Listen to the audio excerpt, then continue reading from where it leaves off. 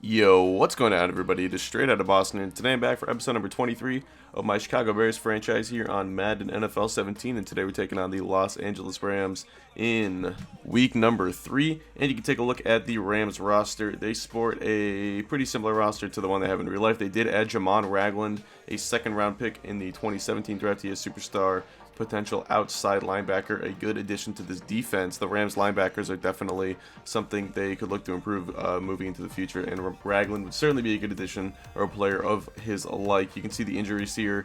We have the same injuries as last week, plus Carlos Williams. I believe he was on the report last week, though. And we've got the Rams injuries right there as well. They're going to be without Michael Brockers. That's a pretty big loss for their interior pass rush. So here we go from Soldier Field. Bears rocking the classic alternates on this fine Sunday afternoon here against the Los Angeles Rams with their new head coach.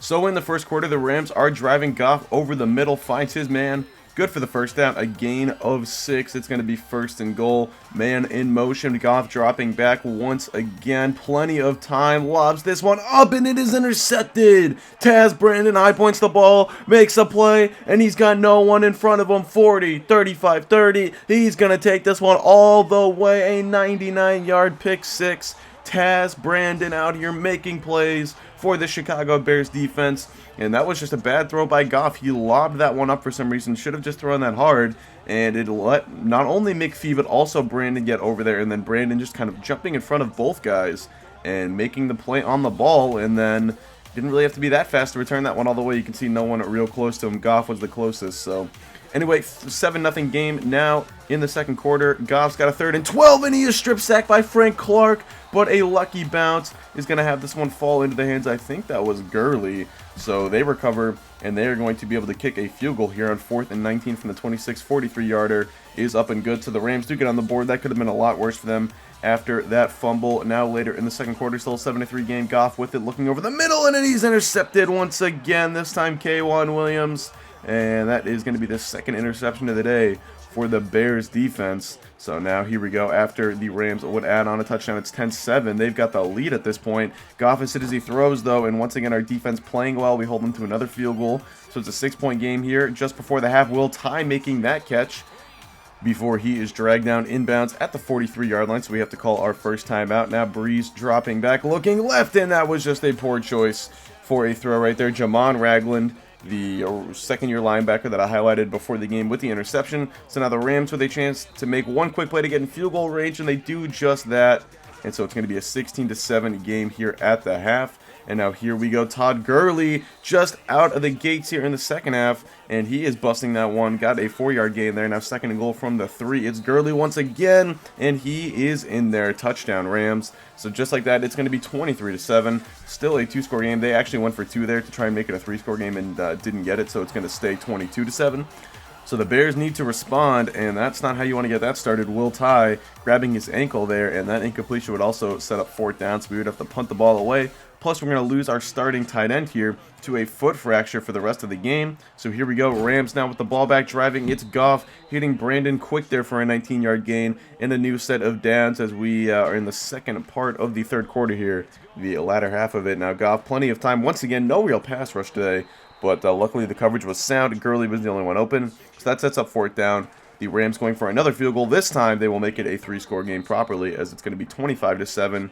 With just about 1 quarter to play, a little bit more than that now, the Bears need to respond quickly. It is Adcock now into the game, finding Cornelius, and that's going to be a long touchdown as Adcock coming in for Breeze after that last turnover, trying to switch things up, just change things up with this offense. And, you know, honestly, that's a pass that Breeze has not hit a lot this year. He has struggled with that deep ball, overthrown it quite a bit.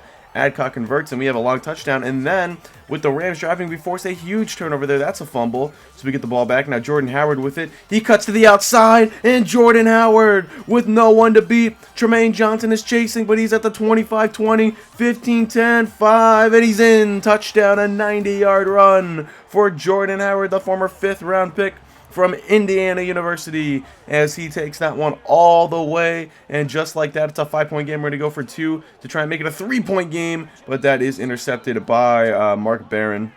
So we are still down by a touchdown, and now it is Goff with the ball back for the Rams. The good thing now, though, is if they do get a field goal, it will stay a one-score game. So if we hold them to a field goal here, we can call that a success. And they're on 1st and 10. That's a big sack by both Hicks, and I think, I'm not sure who else got back there, but it was Hicks and someone else. Either way, Goff now looking left side, and that is not what you can do on 3rd and 16. That was a terrible 3rd down play by our defense right there. How do you let Tavon Austin get open? He gets 16 yards, and then Gurley rushes it in.